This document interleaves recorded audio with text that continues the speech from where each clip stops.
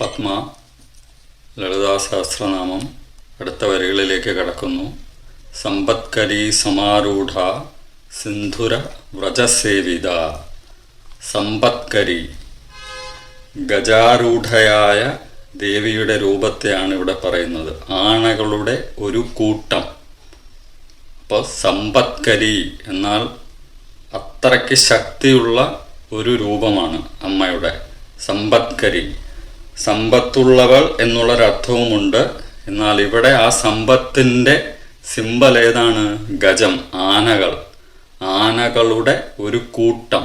സമാരൂഢ. സമാരൂഢ, ആരൂഢം എന്ന് നമ്മൾ ആസ്ട്രോളജിയിൽ പറയും, ജ്യോതിഷത്തിൽ. അതായത് ആരൂഢം എന്നാൽ എന്താണ്? ഒരു വാഹനത്തിൻ്റെ മുകളിൽ ഇരിപ്പിടമുള്ളവൾ. ആരൂഢം. ആ വാഹനം എന്നത് ഇവിടെ ഗജങ്ങളെയാണ്, ആനകളെയാണ്. വെറും ഒരാനയല്ല, ആനപ്പടയാണ്. Herds of elephant.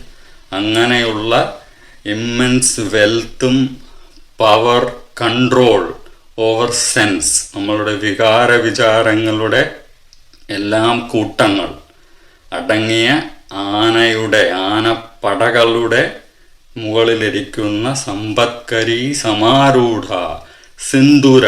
സിന്ദൂരം എന്നാൽ ഇവിടെ സിന്ദൂരമല്ല, ഓപ്പറേഷൻ സിന്ദൂറുണ്ട്. ഇവിടെ സിന്ദൂരം എന്നാൽ ആന എന്നാണ്. സിന്ദൂര വ്രജസേവിത. അത്രയ്ക്ക് കൂട്ടമായ ആനകൾ. കണക്കറ്റ ആനക്കൂട്ടത്തിൻ്റെ കൺട്രോൾ ഇപ്പം അമ്മയുടെ കയ്യിലാണ്. ജ്ഞാനത്തിൻ്റെ, അറിവിൻ്റെ, സമൃദ്ധിയുടെ, സമ്പത്തിൻ്റെ എല്ലാം പ്രതീകമായ, ആത്മീയതയുടെയും പ്രതീകമായ ആന. നമ്മൾ ഗജാനനം ഭൂതഗണാവിസേവിതം എന്ന് പറഞ്ഞിട്ട് ഇങ്ങനെ മുട്ടും, കണ്ടിട്ടില്ലേ?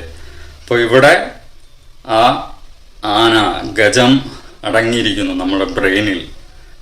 ആ അമ്മയാണ് ഇവിടെ പറയുന്നത്. അശ്വാരൂഢാര അധിഷ്ഠിതാശ്വകോടി കോടി ഭിരാവൃത. അശ്വാരൂഢം. അപ്പോൾ തൊട്ടടുത്ത വരി ആദ്യം ആന, ഇപ്പൊ കുതിര. അശ്വാരൂഢം, അശ്വത്തിന്റെ മുകളിലിരിക്കുന്ന അമ്മ.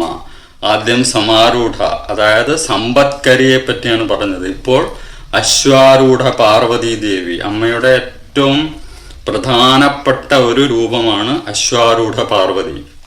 കല്യാണത്തിനും സ്വത്തും സമ്പത്തും ഐശ്വര്യങ്ങളെല്ലാം ഉണ്ടാവാൻ വേണ്ടി പലരും ദീക്ഷയെടുത്ത് ജപിക്കുന്നതാണ് അശ്വാരൂഢ പാർവതി ദേവി. ഭഗവാന്റെ പത്മനാഭസ്വാമിയുടെ നരസിംഹമൂർത്തിയുടെ നടയിൽ പിൻഭാഗത്തായി ഒരു ഛായാചിത്രമുണ്ട്. വളരെ വളരെ പ്രധാനപ്പെട്ട ചിത്രമാണ്. ആ അശ്വാരൂഢ പാർവതിയെ കുറിച്ചാണ് ഇവിടെ പറയുന്നത്. അശ്വത്തിൻ്റെ മുകളിലിരിക്കുന്ന ദേവത, ഒരു താന്ത്രിക ദേവതയാണ്.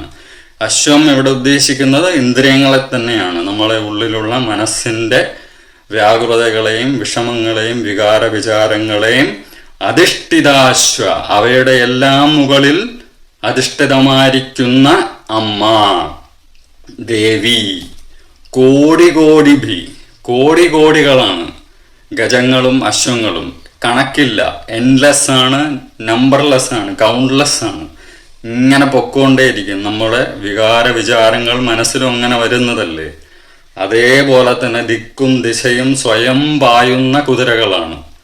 എങ്ങോട്ടാണ് എപ്പോഴാണ് പോകുന്നത് നമ്മുടെ മനസ്സെന്ന് പറയാൻ പറ്റില്ല. അതേപോലെ തന്നെയാണ് ഇവിടെ ആനകളെയും കുതിരകളെയും പറഞ്ഞിരിക്കുന്നത്.